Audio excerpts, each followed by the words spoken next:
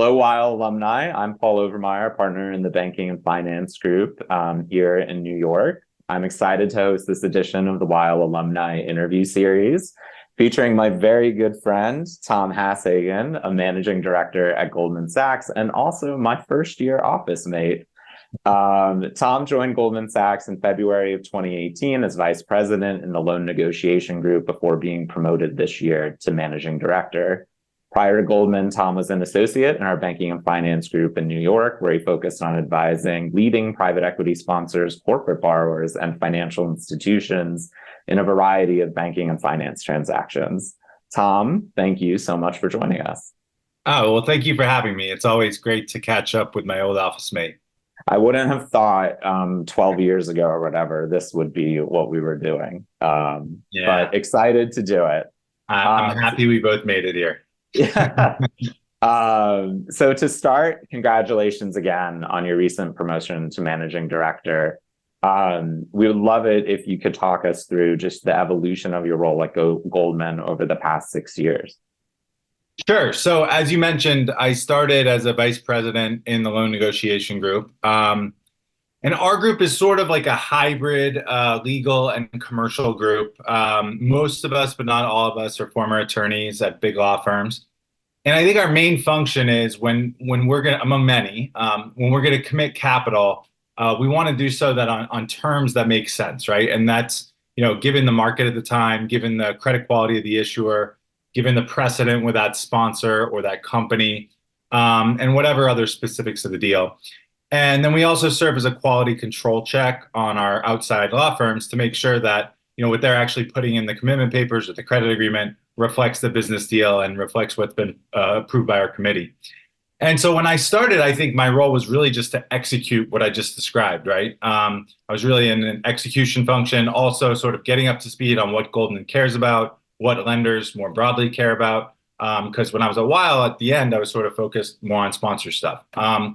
And I think that all of that is still true. I try to stay active on deals. I really try to continue honing my skills and make sure I'm sort of up to speed on the market. But I think at this point, I've also taken on a role of more of a decision maker, deciding when a novel thing comes up, should we be pushing back? Should we not be pushing back and causing client friction? And sort of taking that more senior decision-making role. And then also just serving as a resource to my team and those in the business who have tricky documentation or structuring questions. That's awesome to hear. Is that something you feel like your experience at Weil really prepared you for, or has it been something you've really had to learn on the job as you move through the seniority levels? I think that Weil prepares you extremely well to walk in and add a lot of value for people. I do think there's always going to be a learning curve of carrying, especially at an institution like Goldman, where, we like to, I think, probably think that we think a little bit differently than some others. To learn what we care about, the way we think about things, for sure, there's always going to be that learning curve. But Weil was, great preparation. And I say, especially, having worked on the sponsor side and seeing both sides of it. I worked on both the lender side and the sponsor side a while. And so I think that actually helped me, kind of explain the way that our clients were thinking about things in a way that maybe somebody who had just worked on solely lender work would not have been able to do. Awesome. What successes at Goldman are you most proud of so far? Well, since it's so fresh in my memory, I can't lie. Getting promoted is definitely one of them. Understandable. But I think more than that, I think it really is the times when, I can't mention specific deals, but when I feel like I really contributed to us winning a great deal, delivering for our clients, when our clients were happy, when everybody internally was happy. And I think that, that wouldn't have been able to get done in, the same like success level or the same speed if I hadn't been involved. And so that always gives me great satisfaction. And then to contrast that, when we had the market dislocation of 2022, and we were really not in such a good place on a lot of committed financings, and we and other banks, were just not in a very good place, and nobody was happy. We weren't happy. Our clients weren't happy. Being able to sort of guide people through exactly what our position was documentation wise, exactly what our rights were, and at least, help people understand the full picture in a more comprehensive and clear way. That was also really gratifying. That's great to hear. For lawyers currently at the firm who are interested in making a transition to a client like you did, are there any specific steps you would recommend them taking while they're still here to better prepare themselves for a new role like yours? Yeah, obviously, just do a great job, learn as much as you can from the partners. But one thing I think is when let's say you're collecting feedback on an issues list or a grid. If you're in a different practice area, however you collect feedback from the client on their views on the open positions. Try to obviously reflect the feedback that they give you, but really try to understand their particular point of view, right? In particular, when it comes to, balancing risk versus wanting to lean in and win business, win the deal. Think about how your clients making those decisions, the different considerations that go into it. Because I think if you can understand, that not always is the most client protective, conservative answer necessarily the best answer for your client, and you can understand how they get to the result that they get to when making those decisions, I think you'll become a more quote unquote commercial lawyer. And I think, that's something that business people really value. The other thing is just work on being creative, right? I don't think, unfortunately, that's a strength of a lot of attorneys. I think a lot of times it's like, well, what's the right answer? Give the answer. Be comprehensive, but maybe don't think outside the box. And sometimes your client may ask you a direct question, and if you take a step back and think like, okay, well, obviously I'm going to answer this question directly and I'm going to do it correctly, but like, what big picture are they trying to accomplish? Because sometimes the client may not even know the right question to ask, and you can give them the answer that they're really looking for to the question that they didn't even ask to begin with. If that makes sense. No, that makes sense. One of the pieces of advice I was once given by a client is that they found it most helpful when attorneys ask them, why are you asking me that question? Yes. As opposed to just answering it. So dovetails with other things I've heard from our clients. And for those in our alumni community who aspire to follow in your footsteps and be able to advance at their current organizations in a similar way, what were the keys, do you think, to your elevation to MD?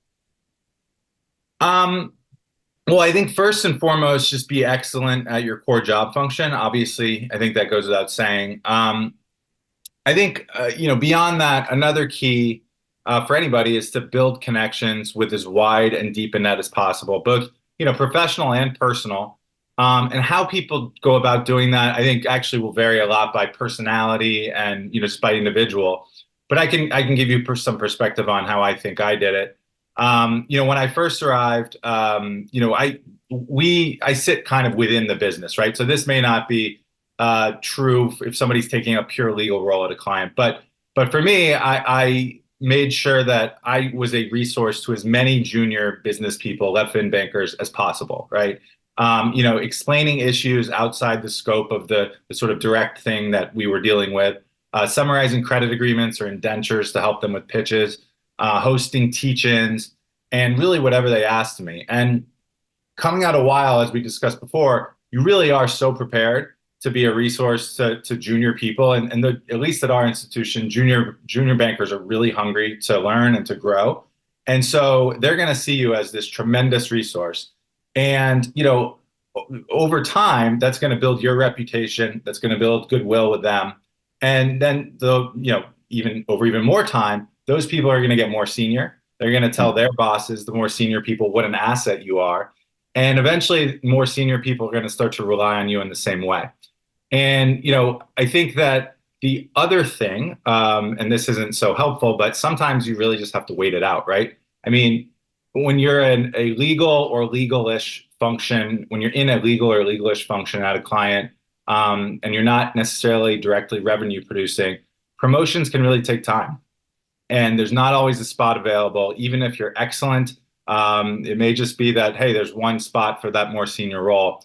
And so for me, it took 4 years to be promoted to the head of my group. That's only because my predecessor left for another opportunity. And then it took me another 2 years to make MD. So sometimes if you just wait it out, but in the meantime, you're doing excellent work, you're building those connections, you have sort of an organization first positive attitude, good things will happen in the long run, most likely. That's great to hear. Thinking back to your time at Weil, what are the lessons you learned that you still carry with you today?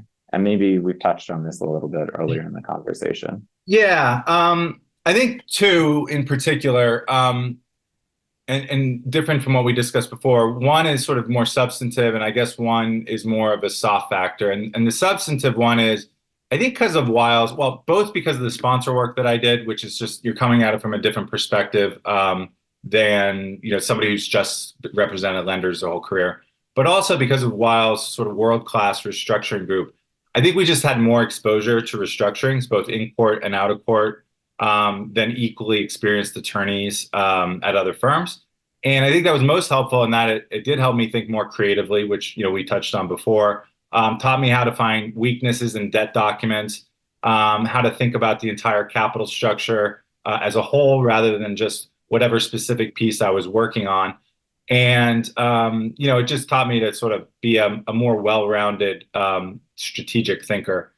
And then the softer factor that I learned from Weil is really just the importance of treating people with respect, warmth, collegiality, and also having a little fun, right? And you know about that with me.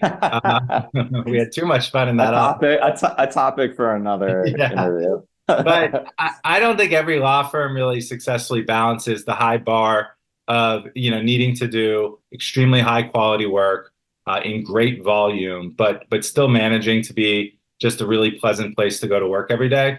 But I think Weil does, and did, or I assume it still does, and I hope it does. and that's because of the people, and that starts from the top down. And I really do try to reflect that same culture in my group. Treat everybody with respect, warmth, collegiality, and also we try to have a little bit of fun, hopefully. That's great to hear. You really took the core of the Weil lesson with you forward. Since we're speaking at the beginning of the new year, what are your resolutions or goals for the year ahead as you start off in your new role? So as I alluded to before, with the evolving nature of my role from more of an executor to sort of a policymaker or, decision maker, I just want to continue to grow in that role. That's one. I've decided that I want to, once a month professionally take myself out of my comfort zone. And whether that's just something as simple as getting coffee with a really senior person from a different, line of business and just picking their brain, or, presenting to the head of our business about some new trend or new thing that I'm seeing, or presenting to, our group as a whole, the LevFin group about, some new topic that's topical and timely. I just want to make sure I'm getting out of my comfort zone and continuing to grow. And then, I'd say finally, in the transition to becoming the head of my group, a lot of times you're just trying to stay afloat. You have turnover and everything, but we're in a little bit more of a stable place now, and I want to make sure that the people in my group are empowered to sort of make their own imprint on the way we do things, on the business as a whole. And I've solicited ideas from them on how they want to do that, and I just want to implement those. Yeah. Not bad resolutions for anybody sort of to steal and incorporate into their professional life. Well, thank you very much for making the time to come in and be part of the Weil Alumni Interview Series. Always a pleasure to catch up, and I'm sure we'll be talking separately even outside of this medium soon, but everybody really appreciates it, so thank you.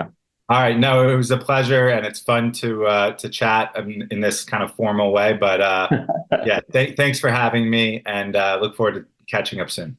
Awesome. Thank you. Thanks. Have a good one.